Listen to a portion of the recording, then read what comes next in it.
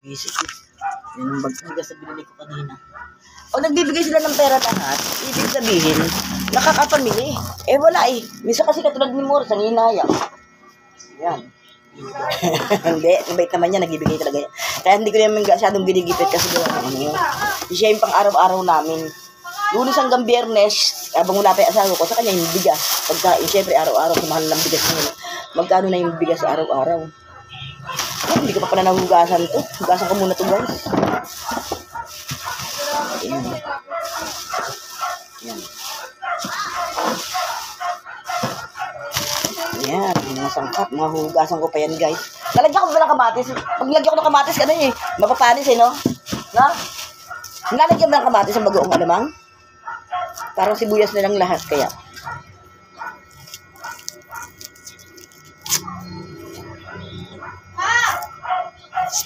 Ayan. Ma, diba may nagluto ka ng bagoong nalagyan yung kamatis? Hindi lang, nalagyan mo.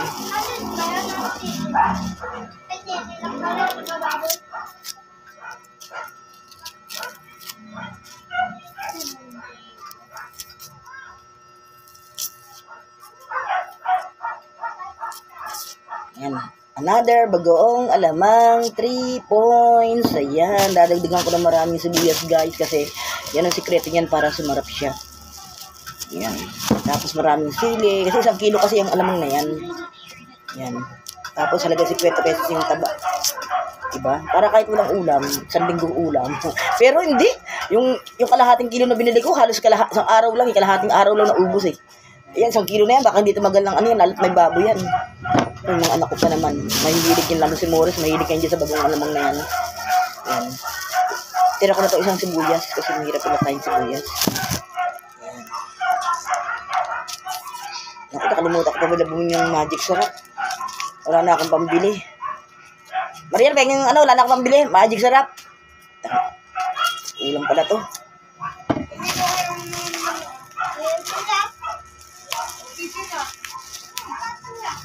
Inubos na naman pero sa kung ano na drive. Oo. Gusto na diyan ko ito kung gawin sa gastos. Mariel, pengin pambili. Magic sarap. Kaya mo muna! Kaya mo ha? Tapos magbabayad sa inod.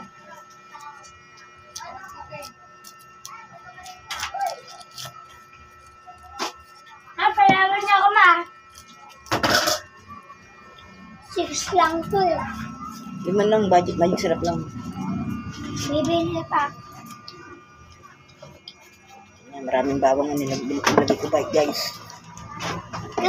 Isa na lang ito, ma. Nahuwa ko sibuyas.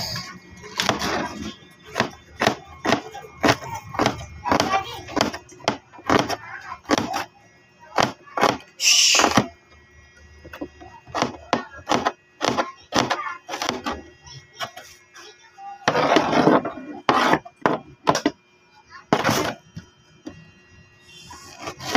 Sarap kasi pag maraming sibuyas, tapos maraming bawang. Yung nakaraan nga may itlog yun, yung bagong alamang na yun. Ngayon wala. Kasi pinaglutuan ko na itlog.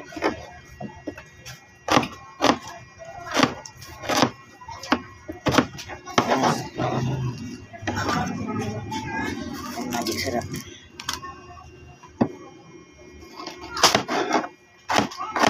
Lagyan mo ng tubig, malinis ng tubig yung tabo. Yung tabo, lagyan mo ng tubig malinis ha. Dali. Tubig sa drum ka kumuha. Ano ka kumuha? Ako na nga lang. Butos.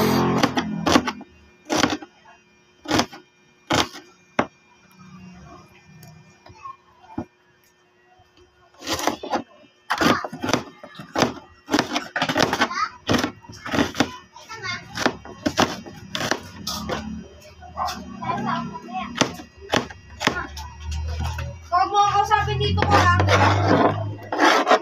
Nilalagyan ko lang guys ng kamatis kasi baka makanis. Alam ko kasi bagoong kasi. Pag nilagyan mo ng ano yan, papanis yan.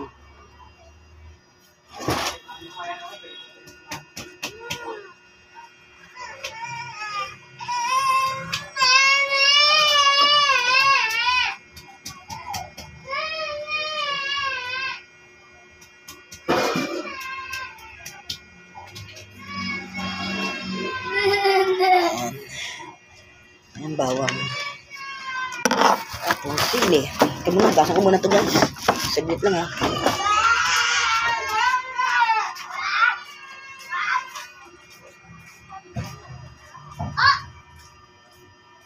Ito ako, alam mo ba sila mga Mariel?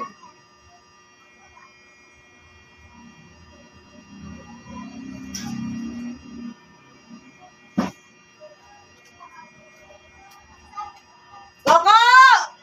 Ayan guys, sili. Dami.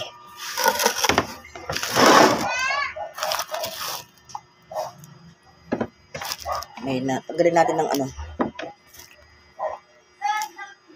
Ito, sarap nito guys. Grabe. Alam mo guys, mas nakakamenos pa kami dun sa ano. Mas nakakamenos pa kami dun sa rice cooker. Kasi yung bill ko sa kuryente, ano lang eh. Baba lang. Nasa 800 lang. Kuryente namin. Pero, kasi kami lang naman. Kaya, yung iba nga, 300 lang ang kuryente. Ako nga, 800. Wala naman kaming gamit. Mura kaya yun, guys. Ayan, nalagyan ko ng sili ha, para makakain kayo ng maayos. Ayan, welcome to my vlog sa aking YouTube channel. Ayan, Bernie Diaz. Ayan. Guys, nakikiusap naman ako sa inyo guys. So, konti na lang ang kulang ko sa sa YouTube channel ko. 900 na siya eh. Parang 971, parang ganun. Parang 29 na lang ang kulang. Kailangan ko na lang ng 21 subscribers, guys, para ma-monetize ako ni tsaka yung watch hour. Nakakalahati pa lang ako, guys eh. Hindi kasi ako nakakapag-live sa YouTube ngayon kasi nga wala kaming wifi.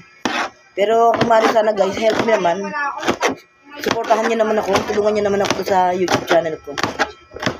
Doon naman sa aking Facebook account, guys, kasi nga nakita ko sa aking history na may violation ako. Yan, parang nakakatakot, parang unoriginal content. Hindi ko alam kung kailan mawawala yun. Kaya wawala na ako ng pag-asa. Baka hindi na ako makasakot. Kasi hindi ko alam kung paano ko i-delete yun. Hindi ko alam kung saan ko hahanapin yun. Tinignan ko naman sa history, yun nga, nakita ko sa ads. Parang ang problema sa ads, sa ads, kasi nga wala akong Gcash. Siyempre parang may kailangan yata ng ads, tapos kailangan, parang may bayad siya. Wala akong Gcash kasi gawa nung paloko-loko kasi yung yung Gcash ko, kasi nakakalimutan ko yung password, kaya hindi ako hindi ako ma-verify kay ni Tatay Meta. Dapat nagpapa-verify ako kasi dapat nalagyan ko yung Gcash ko. Kasi nga, aanin ko na lang ulit na makabili na ako ng panibagong SIM card o kaya ayusin ko yung Gcash ko para makapag-verify na ako ni Tatay Meta. Pero hindi ako makakasahod talaga, guys. Walang problema sa akin kung talagang hindi ako makakasahod. Tanggapin lang natin yung katotohanan. Mahalaga lang naman, maging masaya ako, makapagpasaya ako. Sapat sa akin, yun nga lang. Wala nga akong magawang tulong sa inyo. Gusto ko man tumulong, pero hindi ko magawa kasi nga, yun lang naman ang inaasahan ko kay Facebook, kay Tatay Meta, sa Reel. Kasi kung hindi naman ito na ibibigay para sa atin, isa pa wala akong bank account. Kahit magkaroon ko ng bank account, may violation ko, hindi ko rin hindi rin ako makasahod. Kaya, kalungkot-lungkot man guys, na parang yung mission ko hindi ko magawa. May ibang paraan naman, nagsisikap na lang ako. Pag ako nagkaroon ng puna, mag-itinda-tinda na ako ng chicharon. O kaya pag-negosyo na lang talaga ako para yumaman ako, para umasenso ako. Mahirap akong asahan yan. Tsaka halimbawa yung pag-vlog ko guys, wala namang problema yan. Kasi darating ang araw naman, pag ako sumikat na, napasikat mo ako, syempre, tinutulungan niyo ako eh. Marami kayong followers ko, marami kayong subscribers, sumikat ako, nakilala ako ng gusto. Hindi pwedeng walang mag-i-sponsor yan, kahit pa paano may mag-i-sponsor. Kaya, kahit pa paano may tutulong yan sa akin para sa katuparan ko yung mission ko sa akong gagawin ng mga kaibigan. Kaya hindi pa rin ako nawawala ng pag-asa.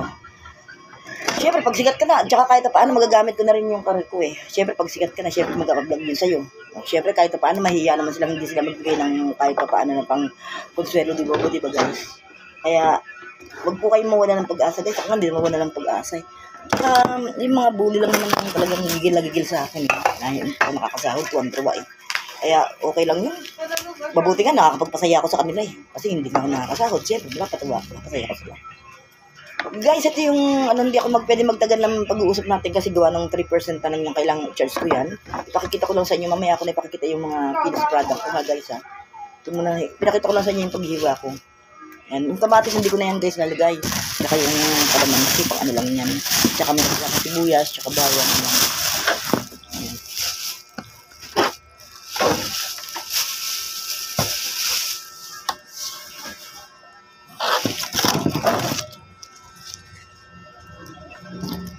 Ayan guys, sili pa. Hindi pa kasi ako kontento dun sa sili na green na yan kasi hindi naman yan maanghang.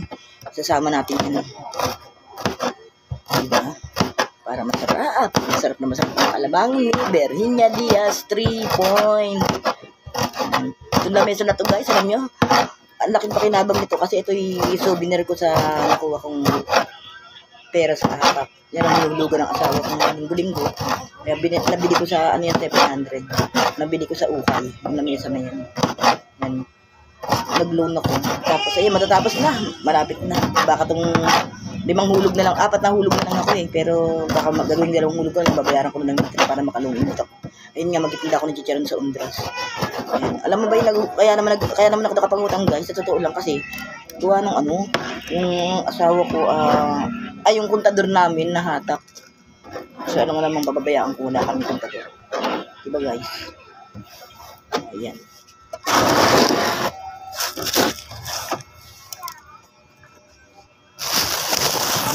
Ayan, taba. Gasan ko pa. Ayan. Ito na yung products na. Okay guys, thank you for watching. Bola, mami. Virginia Diaz, vlog ko to, vlog mo to, vlog natin lahat. Ayan, Virginia Diaz, Spotify for podcaster. Virginia, at ito ang podcast ko. I love you all! Ayan, aking mga sisi dyan, Merlinda Sanchez, ayan, ang aking Junakas Junior Guillermo, syempre si Ems Diaz Kiambao, aking cast, Grace Diaz Kiambao, ayan, syempre Mariposa Reala, happy birthday in advance, at saka si sino pa ba yung aking mga kaibigan dyan? Si Edna Ocampo, Rosita Bautista, syempre yung mga pangunahing kaibigan ko, at saka si Mel Mangaha, syempre, at saka si Nene Patriarca. Love you all. Thank you for watching. Si Gina Binyas, ayan, nang sama ka sa Barangay Medran, shout out sa'yo, mega shout out sa'yo. Salamat. Tsaka si, shout out din ka pala kay, dito lang yung sa amin, taga Badiran, si Merly Antalan. Mega shout out sa'yo, Sisi. Okay, love you all. Thank you mega shout out din sa asawa ko, Bedasa Romano Diaz, ayan, pauwi na bukas, syempre sa aking anak. Yan, si Mary ay nagpadala ko ng 200 kanina. Yan. 200 lang kasi nung isang araw lang, nakaraan na mabigyan ng asawa ko ng 600 eh. Diyos ko, may ano lang. Anak mo, hindi mo matiis. Ayan, sa aking mga apo dyan, si Pempeng, si Adi, so sana kayo pabayaan ng Diyos, JM, ayan. Siyempre, hindi apo kasi ko. Yan, anak ko ng panganay, si Mary, tsaka si Michael, ayan, kagagaling lang dito. Si Makmak, maraming salamat sa anak ko kasi kahit paano, ayan, nagbigay siya sa akin kanina ng 1.5. Kaya ayan, nakapamilya ko. Yan, salamat din kay Meter, nakabigay ng 1.4, ayan. O kakabayad ako ng kuryente bukas, guys. Tapos pinamili ko, nakabayad ako kay Marlena, nakabayad ako ng Diyos ko, bayad sa utang, ayun, tapos pinamili ko. Lagas, natira na lang sa akin dyan, 1,000. Pambayad sa kuryente. Kasi yung sa asawa ko bukas, pambayad naman yung sa mga pagkakautangan ko. Tsaka budget din namin. Ayan. Okay guys, maraming salamat and thank you for watching. Ayan. Shout out nga pala sa aking buntis dyan. Malapit na lang ba sa aking apo. Ayan. Bisa-bis ko na yung aking apo. Ayan. Bago nga pala naman ako, syempre. Si kay Mariel. At saka si Melvin Mendoza. Ayan. Ayan. Si Mida, salamat. Saidi, ayan. Ayan sa aking si Coco. Ayan. Mega shout out sa lahat. Love you all and thank you for watching.